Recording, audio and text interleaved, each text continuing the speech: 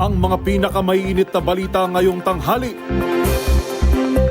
6 na Koreano at 15 Pinoy na inaresto sa umano'y pogo sa Pasay, isa sa ilalim na sa inquest.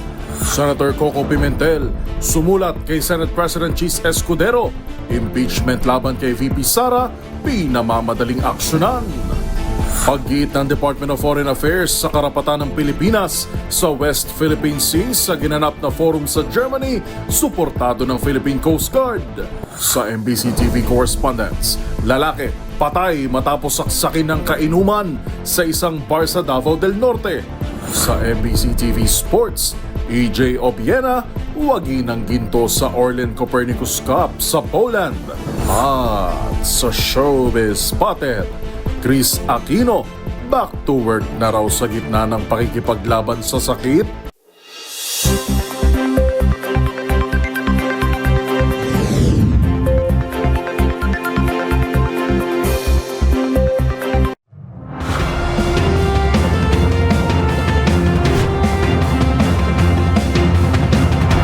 Bawat balita, makabuluhan. Bawat kwento, makapangyarihan. Boses ng Pilipino para sa Pilipino. Live mula sa MBC TV Studio. MBC TV Network News.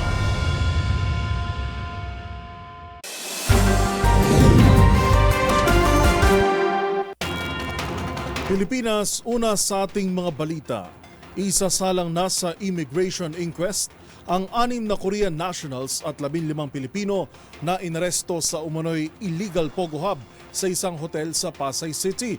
Ayon sa Presidential Anti-Organized Crime Commission o PAOK, dinala na ang mga ito sa custodial facility ng komisyon at magsasagawa sila ngayon ng case build investigation para masampahan ng kasong kriminal. Posibleng maharap ang mga inaresto sa kasong paglabag sa Securities Regulation Code, illegal gambling in relation to RA 10-17-5, money laundering at Anti-Financial Accounting Scamming Act. Sinabi ng PAOK na pinaghuhuli ang mga suspect matapos maaktuhang nag-ooperate sa isang kwarto sa basement ng hotel.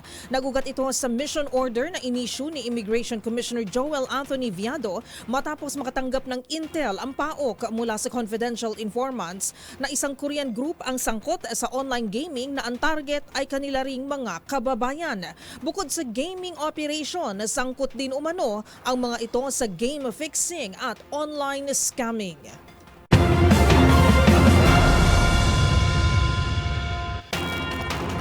Hinikayat naman ni Senator Coco Pimentel si Senate President Francis Chis Escudero na agad aksyonan ang impeachment complaint laban kay Vice President Sara Duterte. Alinsunod niya ito sa guidelines na nakabalangkas mismo sa ating saligang batas. Magbabalita si Raymond Dadpaas. Hindi na dapat patagalin pa ng Senado ang proseso ng impeachment laban kay Vice President Sara Duterte. Ito ang paniniwala ni Senate Minority Leader Aquilino Coco Pimentel III kasunod ng liham na kanyang ipinadala kay Senate President Francis Chis Escudero. Binigyang din ni Pimentel sa kanyang liham na mandato ng Senado na agarang umakto sa natanggap na impeachment. Malinaw itong nakasaad sa Article 11, Section 3, Paragraph 4 ng ating saligang batas, ang salitang forthwith. Matapos itong lagda ng mahigit na 1/3 ng mga miyembro ng Kamara de Representantes. In case the verified complaint or resolution of impeachment is filed by at least 1/3 of all the members of the House of Representatives, the same shall constitute the articles of impeachment and trial by the Senate shall forthwith proceed. Nangangahulugan ito na dapat agad-agad kumilos ang Senado at ang pinaka-simpleng kahulugan nito ang dapat na intindihin. Ibinigay na halimbawa ang Webster Merriam Online Dictionary sa kahulugan ng forthwith na dapat ay without any delay, immediate, instantly, right away, right now, presently, promptly at iba pa. Inulit ni Pimentel ang kahilingan na bahagi ng trabaho ng Senado na umaksyon matapos matanggap ang impeachment laban kay Vice President Sara Duterte at huwag na itong ipagpaliban pa. Sa mga naunang panayam kay Senate President Chis Escudero, binigyang katwiran ito na walang malinaw na paliwanag sa ating saligang batas kung ano ang ibig sabihin ng salitang forthwith. kaya't maaring sa buwan na ng Hunyo ito pag-usapan sa Senado at ang impeachment trial ay pagkatapos na ng State of the Nation Address o SONA ni Pangulong Bongbong Marcos sa buwan ng Hulyo.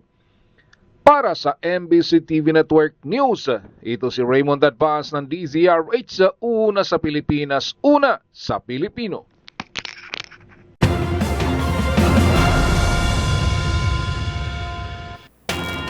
Mula sa issue ng fake news at disinformation, maging financial transparency ng social media influencers at vloggers ay sisilipin na rin ng House Tri-Committee. Alinsunod dito, inimbitahan na rin ng komite ang Bureau of Internal Revenue o BIR para tiyaking nagbabayad din ng mga ito ng karampatang buwis. Ang mga detalye hatid ni Milky Rigunan. Bubusisiin ngayon sa hearing ng House Tri-Committee ang pagbabayad ng buwis at pagkakaroon ng financial transparency ng social media influencers at vloggers. Kasama si BIR Commissioner Romeo Lumagi Jr. at miyembro ng kanyang grupo sa mga inimbitahan sa joint hearing ng House Committees on Public Order and Safety, Information and Communications Technology at Public Information na nag-iimbestiga sa paglaganap ng fake news sa mga online platform at kung tamang dinideklara na mga digital personalities ang kanilang kinikita. Ayon kay Laguna Representative Don Fernandez, overall chair ng TRICOM, kailangan na matukoy kung ang mga digital personality ay nagdideklara ng kanilang totoong kinikita at tumutupad sa kanilang mga obligasyon sa buwis. Sabi ni Fernandez, ang hearing ay layuning masilip ng mas malawak sa patas na pagbubuwis dahil hindi maitatanggi na malaki na ngayon ang kita sa mga online content. Kasunod nito, sinabi ni Fernandez, hihilingin nila sa mga vlogger na isumite ang kanilang income tax returns para masuri ng BIR. Paliwanag ni Fernandez kung kumikita ang mga vloggers sa kanilang mga content, maging ito ay sa pamagitan ng ads, sponsorship at monetization scheme, dapat buwisan gaya ng iba pang mga income tax earner. Matatandaan, naglabas ng kautusan ng BIR noong 2021 para sa obligasyon ng mga social media influencers na magparehistro, mag-file ng income tax returns at magdeklara ng lahat ng kita na nagmula sa digital platforms. Para sa MBC TV Network News, ako si Milky Rigunan, una sa Pilipinas, una sa Pilipino.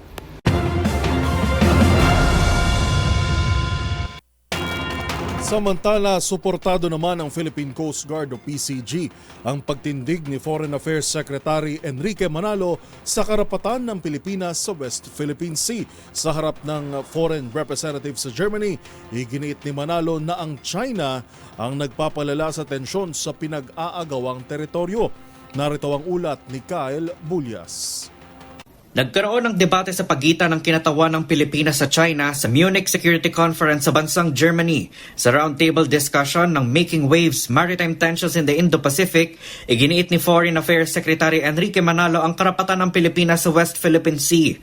Ayon kay Manalo, sumusunod lang tayo sa umiiral na batas na itinakda ng United Nations Convention on the Law of the Sea o UNCLOS kung saan lumagdari ng China. Nagdudulot lamang aniya ng tensyon kung patuloy na paiiralin ng China ang kanilang domestic law sa teritoryong sakop ng Exclusive Economic Zone ng Pilipinas. Pinatutungkulan dito ni Manalo ang tinatawag ng China na 9-dash line. Kinwestiyon naman ni Chinese Vice Foreign Minister Fu Ying ang pag-okupa ng Pilipinas sa Ayungin Shoal at Escoda Shoal, bagay na paglabag umano sa Declaration on the Conduct of Parties in the South China Sea. Bukod pa umano ito sa panghimasok ng United States sa territorial dispute sa pagitan ng China at Pilipinas. Samantala, nagpahayag naman ng suporta kay Manalo ang Philippine Coast Guard sa pagtatanggol nito sa teritoryo ng bansa.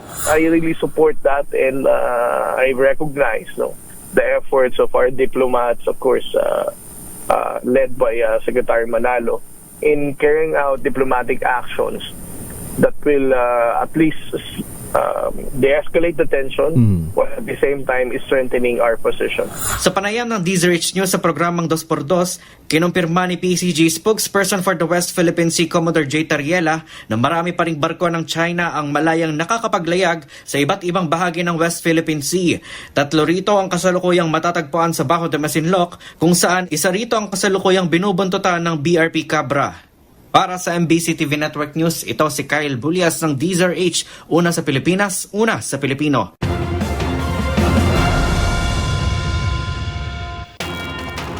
Nasampulan na naman ng Special Action and Intelligence Committee on Traffic o SAIC ng Transportation Department ang nasa 50 motorista na nagtangkang pumuslit sa EDSA busway kaninang umaga. Ang mga detalye tinutukan ni Val Gonzales. 49 na iba't ibang mga sasakyan ang nahuli ng mga operatiba ng DOTR SAIC o Special Action and Intelligence Committee on Traffic dahil sa pagdaan sa kahabaan ng EDSA busway. Ito ay sa loob lamang ng 6 na oras na operasyon ng DOTR SAIC mula alas 5 ng madaling araw hanggang alas 11 ng umaga kanina. Kabilang sa mga nahuli ay 4 na private vehicle, isang sasakyan ng gobyerno, isang taxi at isang bus. Pinakamarami sa mga violator sa mga motorsiklo na umabot sa bilang na 42. Isa sa nahuli ay ang Indian National na sakay ng motorsiklo na walang anumang kaukulang dokumento. Ayon kay Analea Portit, ang media officer ng DOTR SAIC, walang maipakitang lisensya sa pagmamaneho ang Indian National dahilan para i-impound ang kanyang sasakyan galing ng Cubao at patungo sa bahagi ng North EDSA Indiano para maningil ng pautang ng mapara ng mga otoridad. Dahil dito, muling iginiit ng SAIC ang mahigpit na pagbabawal na dumaan ng hindi otorisadong sasakyan sa EDSA bus carousel. Alinsunod sa nilabas na memorandum circular ng DOTR, tanging mga marked vehicle na may emergency duties gaya ng ambulansya, fire trucks ang maaaring dumaan dito. Maaari ding gamitin ito ng sasakyan ng Presidente, Vice Presidente, Senate President, Speaker of the House of Representatives at Supreme Court Chief Justice. Ang daan na ito na eksklusibo sa mga pampasaherong bus. Para sa MBC TV Network News, ako si Val Gonzales, una sa Pilipinas, una sa Pilipino.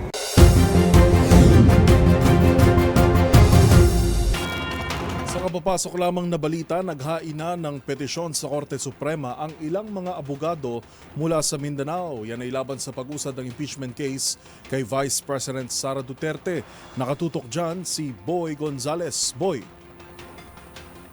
Nagpasaklolo na sa Korte Suprema ang 29 na taga-suporta ng mga Duterte para harangin ang pag-usad na reklamong impeachment laban kay Vice President Sara Duterte. Nagayon ng petisyon for certiorari and probation si Atty. Israelito Torion, dating LTFRB Chairperson, Atty. Martin Degra III at 27 pang petitioner na umihiling din na maglabas ang Supreme Court ng temporary restraining order at writ of preliminary injunction. Paliwanag ni Torion na tila pamumulitika lamang umano para pigilan ang maaaring paglahok ng ni BP Sara sa 2028 presidential election. Maliliis umano ang paniniwala ng 32 milyong Pilipino na bumoto sa pangalawang Pangulo kapag hinayang gumulong ang impeachment. Kinwestiyon din ng petitioner ang proseso ng paghain ng reklamo na hindi dumaan sa verifikasyon. Hiling nila sa Korte Suprema na pigilan ang Senado na aktuhan ang umano'y depektibong impeachment complaint na ipinadedeklara nila na walang bisa. Para sa MBC TV Network News, ito si Boy Gonzales sa una sa Pilipinas, una sa Pilipino. Maraming salamat, Boy Gonzales.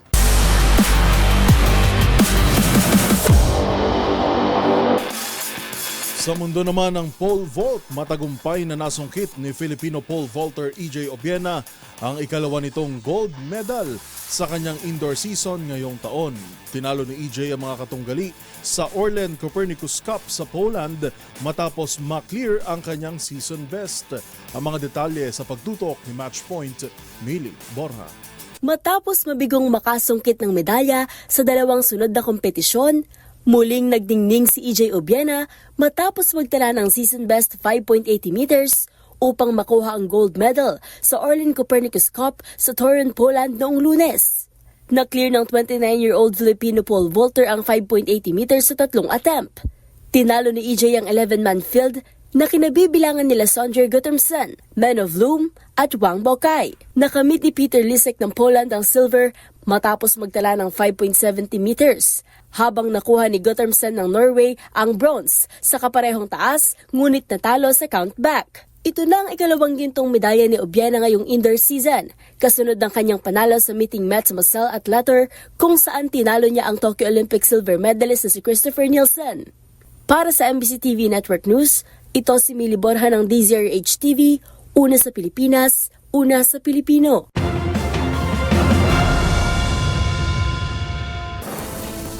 Narito ang mga balitang dapat ninyong abangan. Senator Bato de la Rosa muling dinipensahan ang anyay biro ni dating Pangulong Duterte na papatay o patayin na ang mga senador. Sa MBC TV Global, eroplano bumaliktad habang papalapag sa Pearson Airport sa Canada. Sa Showbiz Spotted, matapos ang sold-out concert sa Philippine Arena, Nation's girl group BINI sasabak sa isang healthy brand collab. Lahat ng yan sa pagbabalik ng MBC TV Network News.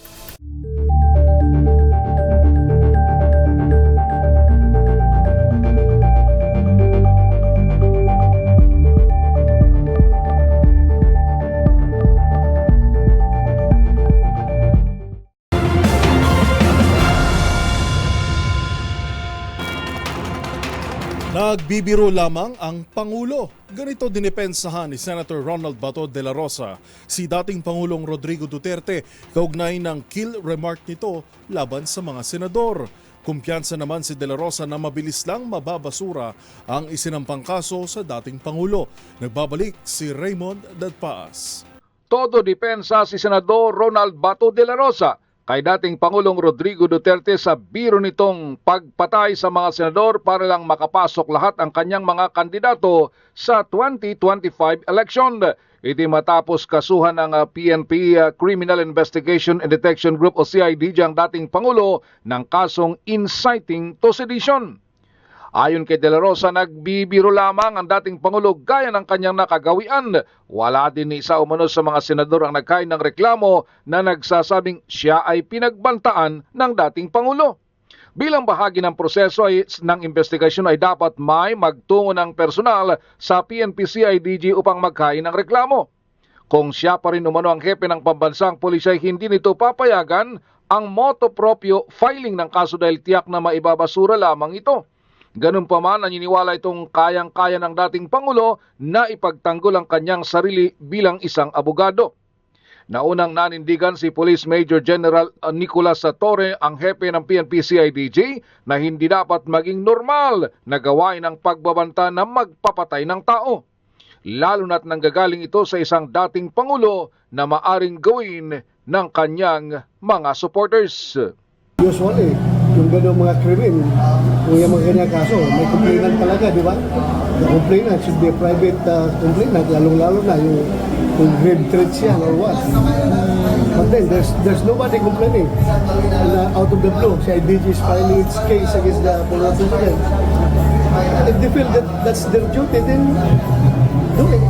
Para sa MBC TV Network News, ito si Raymond Dadpaas ng DZRH, una sa Pilipinas, una sa Pilipino.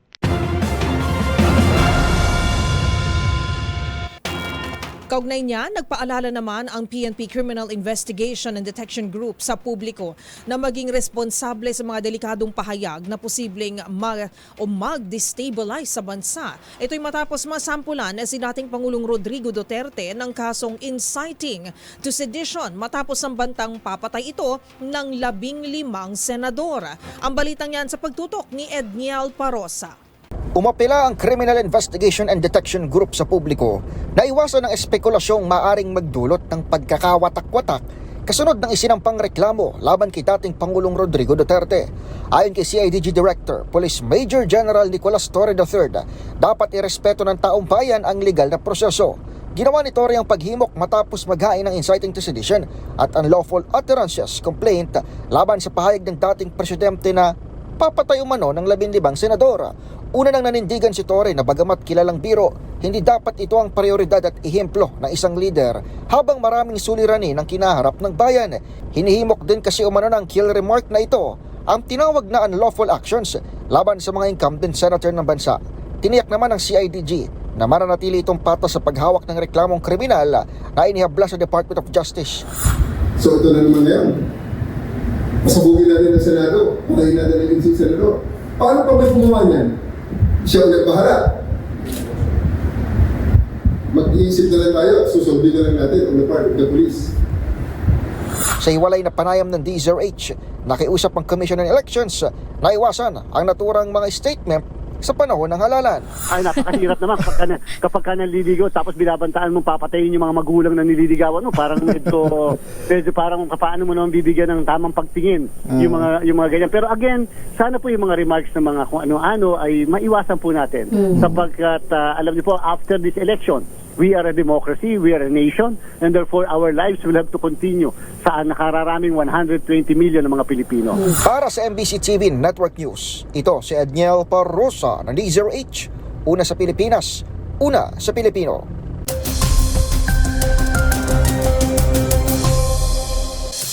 Sa ating ulat panahon ngayong araw ng Martes, magpapaulan sa northernmost at southernmost portion ng bansa ang tatlong weather systems. Asahan na maulat na papawirin na may katamtaman hanggang sa minsanang malakas na kalat-kalat na pagulan na may pagkulog at pagkidlat sa Isabela at Aurora, bunsod ng shear line. Iba yung pag-iingat dahil sa posibleng banta ng pagbaha at pagguho ng lupa. Habang limitado pa rin ang bugso ng malamig na amihan sa extreme northern Luzon, kaya't inaasahang makararanas ng rain showers ang Batanes, Cagayan at Apayao. Dahil dito sa nalalabing bahagi ng Luzon, kabilang ang Metro Manila, asahan na magiging maalinsangan sa buong magdamag. Samantala, Intertropical Convergence Zone o ITCZ pa rin ang magdadala ng kalat-kalat ng pagulan sa southern portion ng Mindanao, partikular sa Basilan, Sulu, Tawi-Tawi, kasama na rin ang Zamboanga Peninsula, gayon din ang Sarangani at Sultan Kudarat.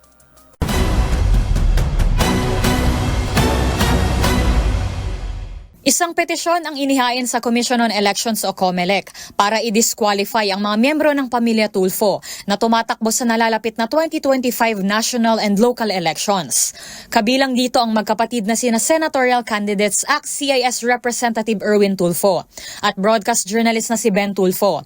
Pati na rin ang mga re-electionists sa House of Representatives na sina ACT-CIS Representative Jocelyn Pua Tulfo, Quezon City Representative Ralph Tulfo at Wanda Tulfo Teo na nominee ng Turismo Party List. Sa ilalim ng petisyon, binigyang diin ang isyu ng political dynasty bilang grounds para sa diskwalifikasyon na ayon kay Attorney Virgilio Garcia na nag-file ng disqualification case ay paglabag sa 1987 Constitution. For me, Kuyang, Yes, sir. when you have a brother sister in Congress and a father mother son in Congress and the father belongs to the same family, dun sa lahat silang anim is already a political dynasty because there is already tremendous concentration of political power in one family. Ipinunto rin sa petisyon ang isyu ng citizenship ni Congressman Erwin Tulfo. Matatanda ang una ng nakwestiyon ng nasyonalidad ng kongresista, kung saan hindi umayon ng Commission on Appointments o CA na kumpirmahin siyang kalihim ng Department of Social Welfare and Development dahil sa nasabing isyu. Nanindigan si Attorney Garcia na advokasya niyang wakasan ng political dynasty at hindi dahil makakalaban niya si Congressman Ralph Tulfo sa pagtakbo sa pagkakongresista sa 2nd District ng Quezon City, kaya ito nagsampa ng kaso. Dagdag pa niya, bagamat umaasa siya na aaksyonan ito ng COMELEC, ay hindi rin ito optimistiko. Para sa MBC TV Network News, ito si Rose Babiera ng DZRH TV. Una sa Pilipinas, una sa Pilipino.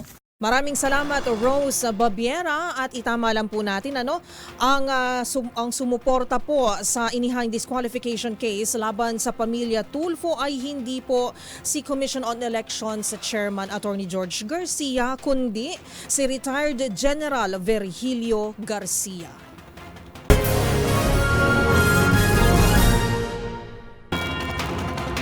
Nawala naman ng kontrol at bumaligtad ang isang American passenger jet habang papalapag sa Canada. Pumalo na sa 18 ang bilang ng mga sugatan at 3 sa mga ito ang nasa kritikal na kondisyon. Yan at iba pang mga napapanahong balita mula sa iba't ibang panig ng mundo sa Global Headlines Report ni James Galange. Sugatan ang nasa 18 pasaherong sakay ng US carrier Delta plane CRJ-900 matapos itong bumaliktad habang papalapag sa Pearson Airport sa Toronto, Canada. Kasalukuyang inaalam pa ng mga otoridad ang naging sanhi ng insidente, ngunit isa sa mga maaaring dahilan ay ang malakas na hampas ng hangin sa lugar at ang pagbuo ng makapal na yelo, dahilan para mawalan ng kontrol ang piloto. habang 3 sa mga sugatan ay nasa critical na kondisyon, kabilang ng isang bata. Samantala, nanawagan naman ang isang indigenous community leader sa Peru na magdeklara ng state of emergency sa isang mining site sa Peruvian Amazon Forest. Yan ay matapos isumbong nitong umanong ginagamit bilang human shield ng mga iligal na nagmimina ang mga batang nasa edad 5 hanggang 10 taong gulang sa tuwing may sinasagawang raid sa nasabing mining site. Hindi na kasi hinuhuli ng mga otoridad kapag ang mga bata ang nakikitang nagmimina sa lugar. Habang tikumpa ang gobyerno ng Peru, dulot na rin ng samot-saring isyu ng pagmimina sa kanilang bansa kung saan 30 katao nang napaulat na namatay sa nakalipas na 2 taon. Sa iba pang balita, nasa maayos ng kondisyon ng 88-year-old Pontiff na si Pope Francis. Ito ay matapos pagpahingahin sa ospital ng halos 4 na araw dahil sa iniinda nitong sakit sa baga na bronchitis. Ayon sa mga doktor ng Santo Papa, binago nilang kanyang paggamot para sa impeksyon sa respiratory tract upang harapin ang kanyang karamdaman. Magugunit ang napahinto sa kanyang misa si Pope Francis noong nakaraang linggo nang makaramdam ito ng hirap sa paghinga. At iyan ang mga nakalap nating balita mula sa iba't ibang panig ng mundo. Para sa MBC TV Network News, ito si James Galange ng DZRH TV, una sa Pilipinas, una sa Pilipino.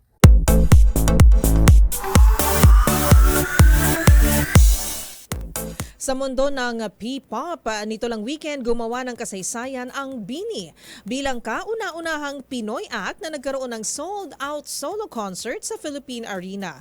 At kasabay niyan, panibagong milestone na naman ang nakamit ng Nation's Girl Group matapos ipakilala bilang brand ambassadors ng isang health drink. Ang iba pang detalye tutukan sa Showbiz Report na ito.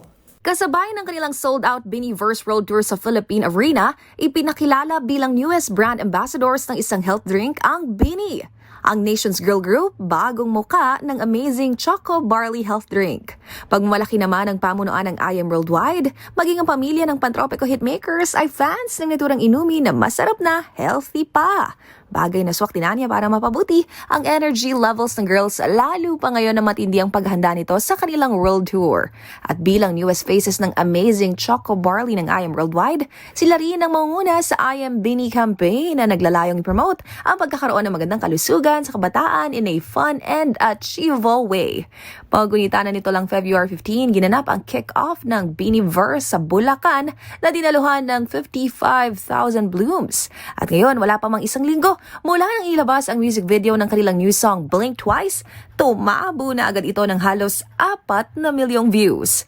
Habang sa February 27 naman, nakatakdang i-release ang kanilang Biniverse EP na naglalaman ng 6 tracks.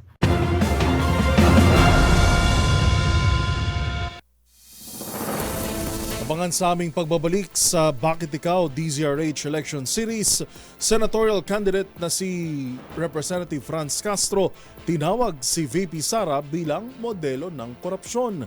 Sa MBC TV Sports Egypt, tinuldukan ng Doha International Cup hopes ng Gilas Pilipinas. At sa Showbiz Spotted, Queen of All Media na si Chris Aquino, back to work na raw sa kabila ng problema sa kalusugan. Yan at marami pang iba dito sa MBC TV Network News.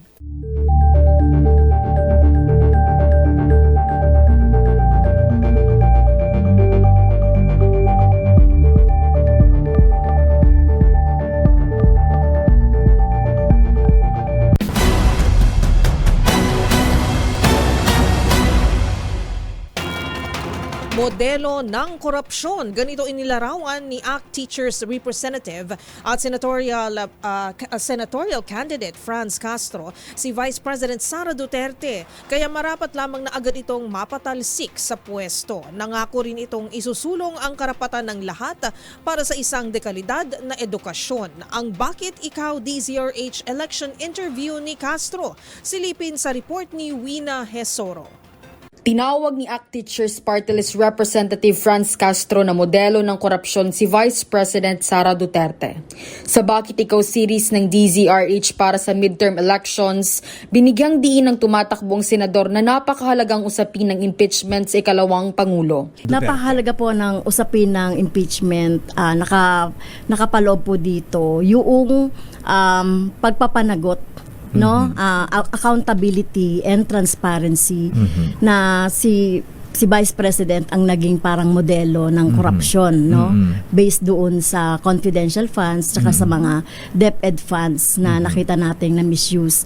Hinimok niya rin ang Senado na magsagawa ng special session para sa impeachment at huwag nang hintayin ang susunod na Kongreso. Siguro po para mapanatili yung independence ng Senado ay sila na mismo, no, yung mag-initiate ng special session para maharap na. Kasi nakalagay kasi sa Constitution na forthwith. So immediately sana ay matalakay itong impeachment na nakarating na sa kanila, no? Kaya kailangan na nating harapin to kasi nagtatanong na rin ang taong bayan.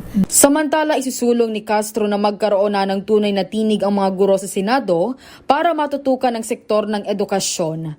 At gusto natin magkaroon ng tunay na tinig, no, ng teachers sa Senado para kung halimbawa merong mga bills, kasi may mga bills kasi Lakay and Sister L na kapag natatapos na namin sa House of Representatives, hindi na siya na umuusad sa Senado. Kaya kapag meron talagang tunay na guro sa Senado, ay matututukan yung mga bills, panukalang batas para sa edukasyon.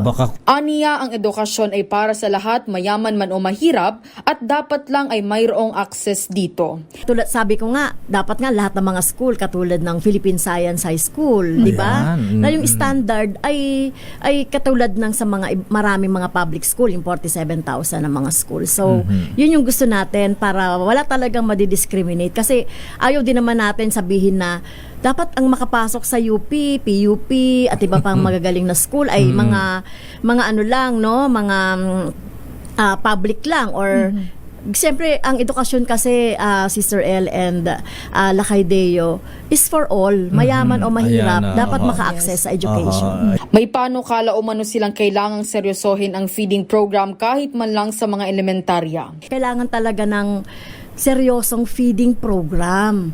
At least man lang sa mga elementary kasi ando doon na de-develop yung kanilang brain. So at least man lang mabigyan, hindi lang yung mga stunted na mga bata, hindi lang yung mga talagang malnourished na mga bata natin. Kailangan talaga, no, kahit na elementary, ay magkaroon talaga ng free lunch. Isusulong niya rin na pagpapataas ng sahod ng mga guro. Ang pinakamababang sweldo ngayon ng teachers ay second tranche na kasi nung EO 64. Kaya ngayon ay 30,000. Ang pinakabulto ng mga teachers ay hindi po tumatanggap ng sinasabi natin ng nakabubuhay at dissenting sweldo na nakaayon sa cost of living, inflation. So mayorya po yan, more than majority. Kaya kailangan talagang kami, kaya yun po yung pangunahin namin, madagdagan yung sweldo ng ating mga teachers. Katulad na rin ng mga private school teachers na mas mababa ang sweldo. Sana makaabot sa pantay na sweldo sa public school. So, mga magkano kaya yon, Congresswoman Ma'am? Mga yon, Sister L, 50K at least. No? 50K at least.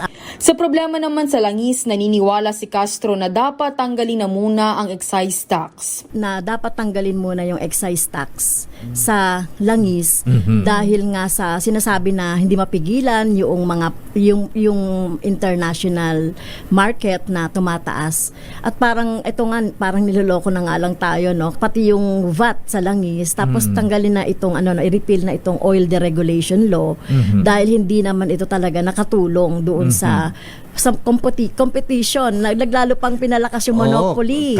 Naniniwala siyang kailangan na umanong resolbahin ang lahat ng krisis na ikinakaharap ng bansa.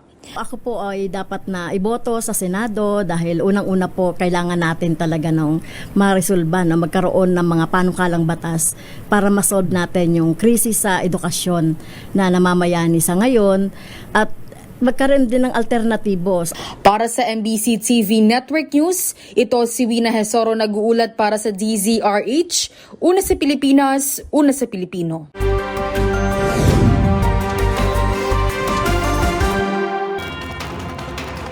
Samantala, trahedya ang sinapit ng isang lalaki sa Davao del Norte matapos itong saksakin ng kanyang kainuman sa loob ng isang bar.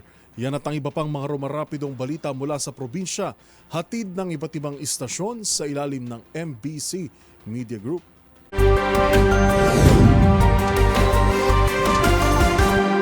Balita mula sa Davao del Norte. Patay ang isang lalaki matapos sinaksak ng kanyang kainuman sa loob ng isang bar sa Barangay Gredo, Panabo City, Davao del Norte. Alas 2:55 na madaling araw, Pebrero 17, 2025. Kinilala ang biktima na si Noli Salantes, 46 anyos, at residente ng Purok Caimito, Barangay Gredo, Panabo City, Davao del Norte. Sa report, nabatid na ang biktima kasama ang suspect na kilala sa alias na Ben ay nag-iinuman sa loob ng nabanggit na bar. Hindi nagtagal, nagkaroon ng pagtatalo sa hindi matukoy na dahilan at nauwi ang pagtatalo sa pananaksak ng sospek sa biktima. Kagad namang isinugod ang biktima sa Carmen District Hospital, ngunit idineklarang dead on arrival sa attending physician, habang ang sospek matapos gawin ng krimen ay mabilis na tumakas palayo sa hindi malamang direksyon. Para sa MBC TV Network News, ito si June Suter. Una sa Pilipinas, una sa Pilipino. Sugatan ng isang miyembro ng Philippine Army matapos pinagbabaril sa Sitio Takas, Barangay Palampas, lungsod ng San Carlos, Negros Occidental.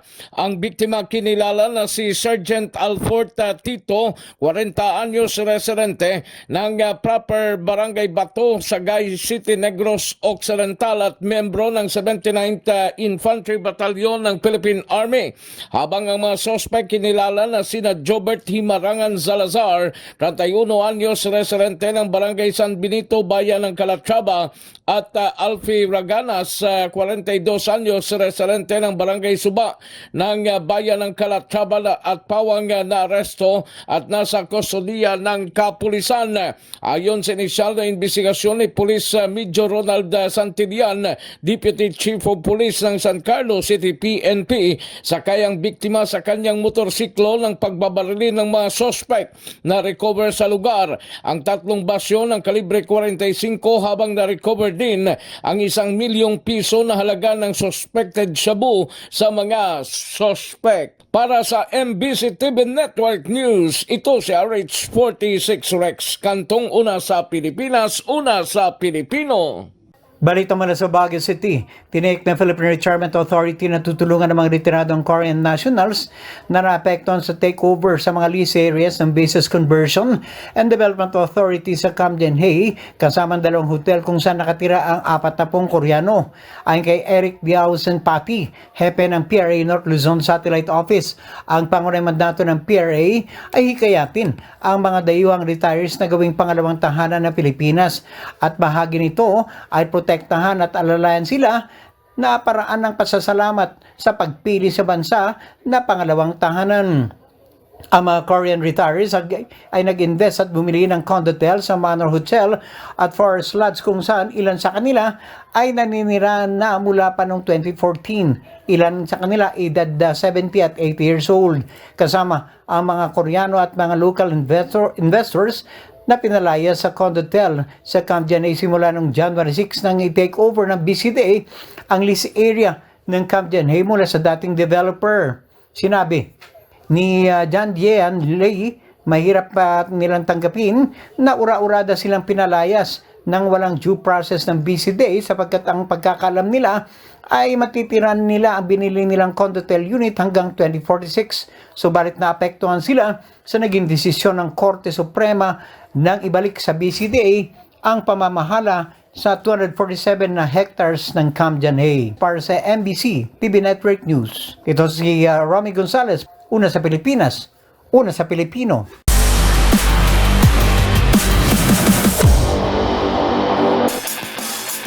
Sa mundo ng basketball, tinapos ng Gilas Pilipinas ang kanilang karera sa Doha International Cup sa isang pagkatalo kontra koponan ng Egypt. Bigaw ang Nationals na makabangon mula sa pinanggalingang pagkatalo rin kontra naman sa Lebanon. Ang mga detalye sa report ni Matchpoint Mili Borja. Bigo ang Gilas Pilipinas na makabawi mula sa pagkatalo nito kontra Lebanon matapos silang tambakan ng Egypt at 86-55 sa kanilang huling laban sa Doha International Cup sa Qatar noong Lunes. Naging malaking problema para sa Gilas ang turnovers at mababang shooting. Dahilan upang matapos nila ang torneo na may 1-2 record. Si Justin Brown nilang ang tanging Pilipinong nakapagtala ng double figures na may 18 points and 5 rebounds. Mula sa dikitang laban, lumayo ang Egypt matapos tambakan ng Gilas with 21-9 score sa second quarter, kung saan pumukol sila ng 4 sa kanilang 11 3-pointers. Si Omar Urabi ang tumapos ng naturang stretch sa pamamagitan ng back-to-back triples, dahilan upang hawakan ng Egypt ang 39-28 na kalamangan sa halftime. Mula roon, hindi na pinaporma ng Egypt ang Pilipinas. Bagamat umasa ang Pilipinas sa isang late game comeback tulad ng ginawa nito kontra Qatar, hindi na nila ito nagawa kontra Egypt. Nakapagtala si Carl Tamayo ng 9 points, habang sina Dwight Ramos, Scottie Thompson at AJ Edu ay may tig-6 na puntos. Samantala, balik bansa ang Gilas para sa isang maikling pahinga bago tumulak patungo ng Taiwan para sa nalalapit na 2025 FIBA Asia Cup qualifiers ngayong Pebrero. Makakaharap ng Gilas ang Taiwan sa February 20 bago tapusin ang qualifiers sa laban kontra New Zealand sa February 23. At yan ang mga latest updates sa mundo ng sports. Para sa MBC TV Network News, ito si Mili Borja ng DZRH TV, una sa Pilipinas, una sa Pilipino.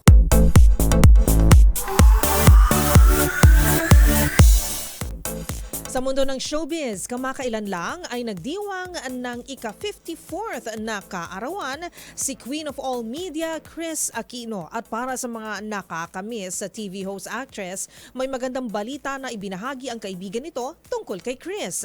Kung ano yan, alamin sa report ni Showbiz Angel. Sa kabila ng kanyang pakikipaglaban sa autoimmune diseases, sinubukan na ulit magtrabaho ni Queen of All Media, Kris Aquino. Ito ang ibinahagi ng kanyang malapit na kaibigan at writer na si Dindo Balares. Pero syempre dahil sa kinakaharap na problema sa kalusugan, ang isang araw na work ay nangangailangan anya ng 3 days of bed rest. Sa ngayon, ayun lang daw muna ang maikikwento ni Balares tungkol sa TV host actress. Mga gunita na kasabay ng Valentine's Day, ipinagdiwang ni Kris Aquino ang kanyang 54th birthday. Sa Instagram, ipinasilip nito ang ilang kaganapan at mga natanggap na gifts noong kanyang kaarawan, gaya ng bouquet of roses, balloons at cute plushies. Nagpaabot din ito ng pasalamat sa mga bumati at bumisita sa kanya. At syempre, special mention ang mga anak na sina Josh at Bimby na kaagapay nito sa kanyang journey towards recovery. Para sa MBC TV Network News, ito po ang Showbiz Angel ng DZRH TV, una sa Pilipinas, una sa Pilipino.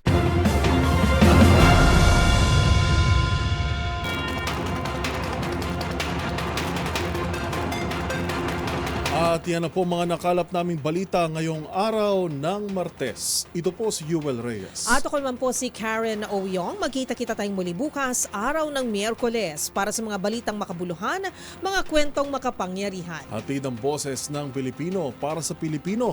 Ito ang MBC TV Network News. Una sa Pilipinas, una sa Pilipino.